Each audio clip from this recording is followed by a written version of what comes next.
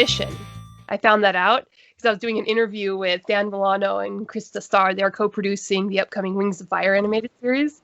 Mm-hmm. And I ask for permission to turn it on, but you know I'm trained in polite teacher mode whenever I'm on Zoom. So I asked them in polite teacher voice, and they both go, "Oh, okay, yes, certainly you can record us." I'm like, "No, I mean I need whoever's host to actually turn on the record function so I can record." They're like, "Oh!" They thought I was permission. I mean, that makes sense. People are more concerned about their privacy these days, yeah. And it's one of those things like consent laws and all that. Yeah. So, speaking of animated shows, Bad Batch. Okay, so first, I just want you to tell me, what did you think of it? So, I am kind of a sucker for the cheesy action hero type genre. I absolutely loved it. But why I loved it was for multiple reasons. First off, Clone Wars art style is amazing, and from a when artists have been doing this for, let's see, Clone Wars aired in 2008. They were working on it for 2 years before that. So they've been up to this for probably a good 16 years, this art style, invested into it in some way or another. So like in the Bad Batch, just starting out, oh my goodness, the lighting. Like did you like the lighting in the forest in that opening? Yeah. Oh, yeah, that was like from a technological standpoint, getting proper lighting in a CG show is hard, and they just nailed that.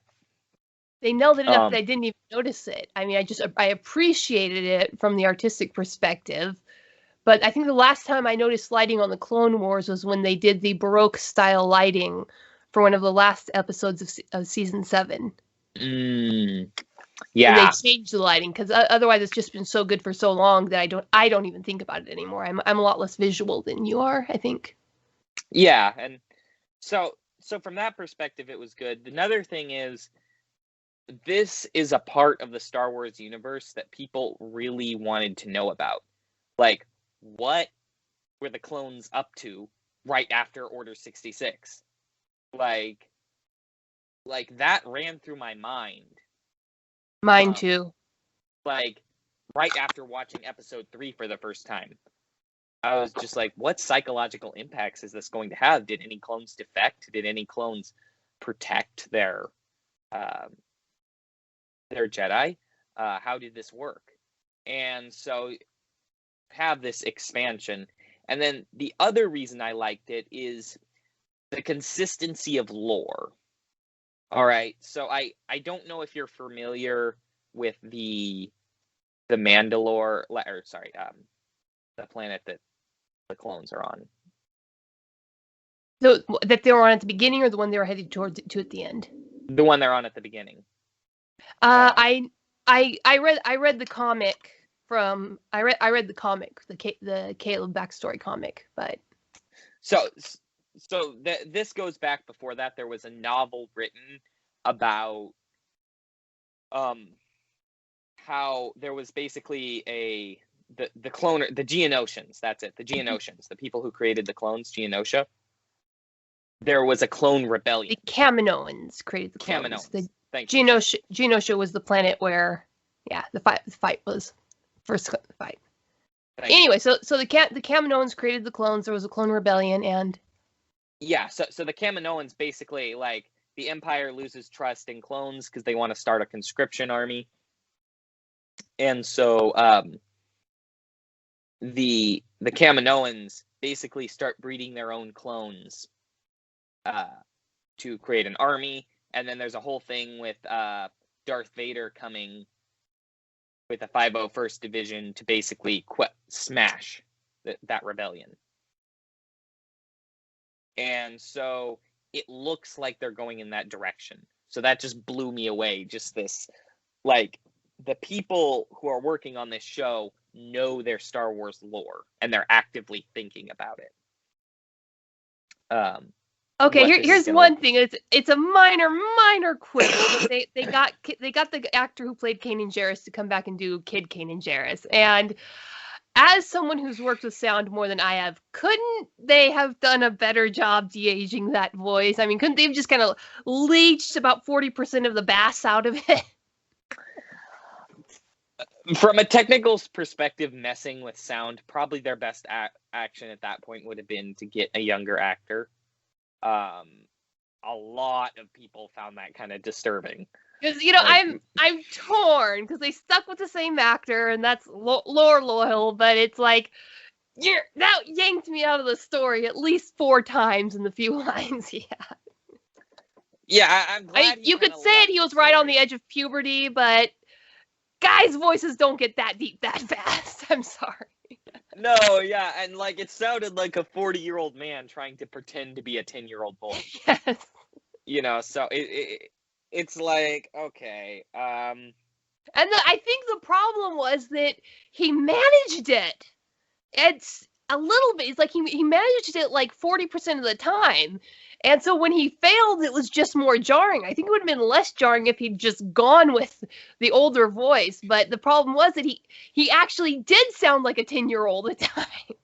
Yeah, and I think it had less to do with the voice and how he did tonal inflections. Like, yeah. He very much, like, so I'm working on a project with Willamina Studios right now where there's a lot of new voice actors coming in and people learning how to voice act. And what we're finding is the type of voice is important, but also the tonal inflections really make or break the character. And so what I think kept getting pulled in and out is it's kind of that uncanny valley effect. Yeah. Because on one hand, the tonal inflections sound like a 10-year-old, but the voice itself sounds like a 40-year-old man. Yeah. So it's like looking at Grand Moff Tarkin, like as long as his face is still, the CGI looks fine. As soon as he moves his mouth, it's like, ah! Yeah, okay, so kind of moving on, I really like the Bad Batch. I liked them from the start. They're definitely going for that A-team vibe, and there's a lot of everybody's kind of got a lot of questions. Are they going to continue to go with that, keep them in their lanes? So they're all kind of one-trick ponies. And you can build a really funny, engaging series off of that. It's been done, but it limits the series. And everybody's kind of wondering, are they going to use Omega and the storyline to push them and force these clones to grow as people? Or are they going to run with the one-trick pony thing?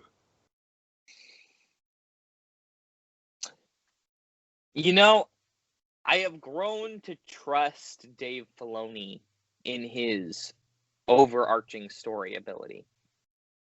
Like, I think back to Ahsoka Tano. All right. A lot of people don't remember when she first came into the series, no one liked her. Like, it took a good 2 seasons into the series before people started to respect her. Ahsoka Tano is the only reason I didn't faceplant when Omega came on to screen. Yeah, exactly. And But oh my goodness, I had such a strong reaction when she showed up because my first reaction was like, no, not the kid character, not this again. I've seen too many shows die this way. And then she started interacting, and I'm like, but maybe she's going to be okay. And then I just had these back and forth moments where she plays the kid character, and I'm like, no, please don't. This is about battle-hardened soldiers. This is not a kid-friendly. That you don't need that character. And then I'm like, but the main thing I saw was that they had the other clones reacting to her like nearly the same way I was. It was a very, very self-aware moment for the show. And it was almost like the writers were saying to us, remember Ahsoka. Remember what we did with Ahsoka and trust us. Yeah, that's kind of the vibe I got. Like, I feel like I'm not bothered by that trope quite as much because it works really well to have, like, from a story perspective, to have the battle. It's well written. If it's well written, to have the battle-hardened soldier with a much younger character because it gives them something to protect. It's the massive in the kitten. Yeah. Me and my fiance for right now are just writing a little game fan fiction thing about Megatron's redemption. And when you write that, it's almost impossible to not without giving him someone or something to protect. I will admit that my Megatron fan fiction does involve that as well. Okay, so big question: Is Omega? Do you think they're going to make Omega Force sensitive? And if they are, is that going to have been the Kaminoans' intention, or is it something that they could not control? So, if we look back at The Mandalorian, there appeared to be hints that they were trying to make a Force-sensitive clone. Okay. Yeah, I yeah. think so. If she But is a Force, that was Imperial. But he did, yeah. Wait, he did have the Kaminoan markings, though. You're right. Okay, so are you going on? Are you falling on the side that she is Force sensitive and? I think it's definitely a possibility. So what you're saying is, if she is Force sensitive, then it probably was deliberate on the Kaminoans' part. Yeah. Or she's an experiment, like, because the Kaminoans lied about what she was to the Empire and to the clones themselves. Yeah. Well, they didn't lie. They were just very, very selective in what information they handed over. Yeah, and I love what they did with her accent. Like props to that female voice actor, because to capture what the voice actor for all the clones is doing, like, when you think about it, this is basically, I wish I could remember his name right now, but I can't. He's been in so many things, but he's played all the clones for so long, and now this is basically his show. No, it's you mean the voice actor? The voice actor. So one thing I noticed was that apparently a lot of people were kind of taken off guard by her being one of the clones. And I had clued into that almost immediately. And I was kind of surprised that other people hadn't. But then I've taken genetics, and it's much easier it is far easier to alter a male genome to a female genome for a mammal than to alter a female genome to a male genome. Because all you need to do to make a female is remove the Y chromosome and replace it with an exact copy of the existing X chromosome. And you have a perfectly healthy, where you would actually have to fabricate a chromosome that has no match in the genome to go from female to male. So the possibility of basically, if you have the capacity to make any genetic modification at all, at least on the scale that the Kaminoans were doing, turning a male human into a female human at the embryo stage is going to be easy. And there are a few like super complex stages where it actually, which gene you got from your mother and father affects how they manifest. So there probably would, in real life, if you tried to do that, there would be complications, and the embryo probably wouldn't develop properly because it wouldn't know which genes to turn off and on at certain points. But sci-fi, they can make them more obedient or less obedient, which requires very fine tuning, so they could clearly handle that. But so yeah, apparently whether or not you queued into her clone status is kind of depends on whether or not you've taken a genetics class. I mean, I really, really like where they're going with this. And I'm a little, my biggest concern is that they're going to make her a Mary Sue character. Yeah, too powerful. Too powerful. So far in this first episode, they've done a good job of balancing that. So I didn't get that vibe. My other concern, like, I'm just concerned that all of the Bad Batch are going to get killed off by Vader or someone by the end of the series. And she's like the one left. Yeah. I mean, season 7 left some scars. We're all prepared to watch everything we love destroyed. Yes. Yeah, exactly. And, you know, my question is, if they weren't killed, what were they doing all throughout the rebellion? So. Yeah. Well, they're not the kind of... I don't think that would be too difficult to explain. Their tactics and their methodologies, they are not the kind to stand out. They're backup, they're support. And so theoretically, they could have been not too far from the main characters in any given action sequence, and they wouldn't have been seen. I mean, the only evidence would be like a trail of explosions in the distance. And it's a big galaxy. There are rebellions going on all over, rebellion sects all over the place. So that makes sense. On the other hand, by introducing Omega, introducing a female into a population that was previously only male does raise some other very interesting possibilities. The Kaminoans understood that there was going to be a political shift, a change, and they were going to lose political power. What if Omega, and then they deliberately let the Bad Batch take Omega off planet. And Omega is suddenly showing these random skill sets. What if Omega is their black box? They packed. What if they know that their economy is going to take a hit, that their resources will be stolen from them? It wouldn't be impossible that they decide to make a black box to take some of their data off planet, and it would be very easy for them to encode a lot of information into Omega. And by making her something small and helpless that the other clones would kind of instinctively want to protect. She's a medic. She's a medic. She's female. She's young. She's innocent. She's useful. All of these things would immediately give her protection from any other group of clones she fell into contact with. So what if the Bad Batch's their mission becomes to protect Omega, whether they know it or not? That is a very, very good and I know you can't take expanded universe, but a very large story arc in the expanded universe was a race that did just that. They'd coded everything they needed to survive into their genetics. And then like their planet died and they went into hibernation.